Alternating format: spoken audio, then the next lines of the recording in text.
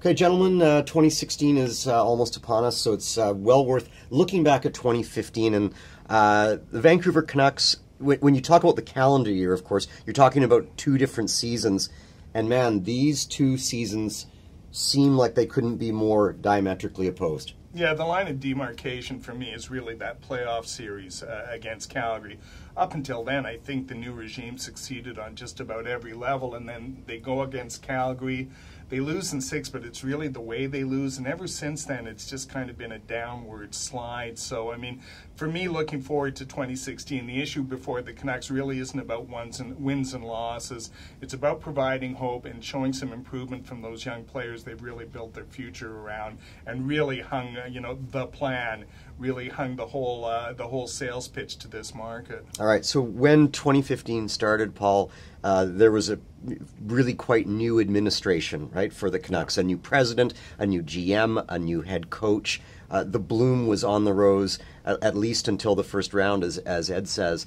Is the bloom off the rose at the end of December? Of course it is. Of course it is, Jonathan. And we are seeing calls right now for the coach to be fired. And I take issue a little bit with the seasons being different. I think in totality, yes, because if you look at where the team was this time last year, it was a bit of a surprise. But as Ed said, the way they went out of the playoffs is exactly what we're experiencing now.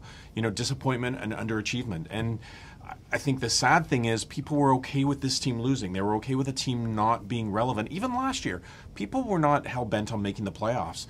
Getting embarrassed in the playoffs by Calgary in the manner they did when they had home ice advantage, I think was a bit of a slap in the face. But to me, it's hope and progress. And the fact that Bo Horvat is a much worse player now than he was at the end of last season, that's the troubling thing for Canucks. That you're giving Virtanen and McCann a chance, and they look stalled, right? They haven't moved up beyond what we saw at the start of the year. So that's the troubling thing for Canuck fans, because you don't want to be stuck in this mire that we've seen teams like Edmonton get stuck in. So, who knows? The second half of the season may show something differently, but right now there's not a lot of hope. All right. Ed, if I put you in charge and I said to you, you've got one move you can make as 2016 starts and the team is languishing near the bottom of the NHL standings, and it's pretty much any move you could make, what would you do? I think I would find out what Alex Edler would fetch on the open market. I think he is the one piece who's probably a little bit expendable, who might fetch you 2 or 3 assets back. Not blue chip assets, but something that you can broaden your base of development around. And I think he is the one player that fits that bill. Canucks have got great service out of him. He is a top pairing defenseman, and on a good team, I think you'd see his his weaknesses diminish. So that would be the move I'd look at making. All right, Paul, what about you? What would you do? Oh, I'm going to make you upset, Jonathan. I might even make you cry. I know what you're going to say. Yeah, I would look at this team, and I think it is a huge disservice to what the Sedins have accomplished here, to watch them limp through this season trying to drag all the young players with them. And at the trade deadline, I would go to the Sedins and say, are you guys open to a move? Maybe a team like Montreal can manage the cap and put them in there, give them a chance to win a cup if you get some prime assets back. This isn't a get rid of the Sedins by any means, but it's that they deserve a chance to win a cup. And looking at where this team is headed, they're not going to get it here.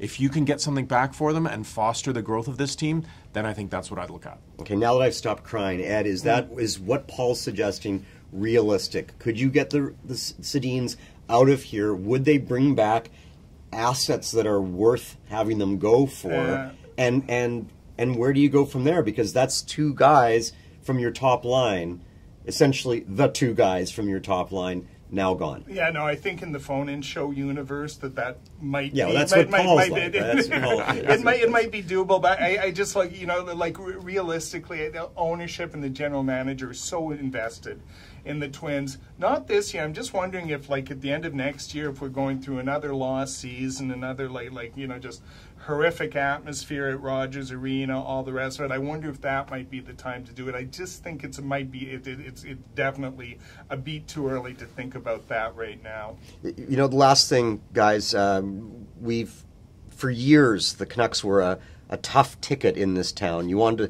needed to spend a lot of money to go to a game. Now, of course, you can go on StubHub and get in the building for $20 or even less. From a consumer standpoint, is this not actually a good thing? Well, it is that. I mean, to backtrack on my comments a little bit, because it was trying to be provocative there about it. I know that would be an almost impossible deal to make. But to your point, if you took the Sedins out of that team, $20 might be a ripoff to watch them. and that's the point you come to. Ed and I touched on this in earlier media.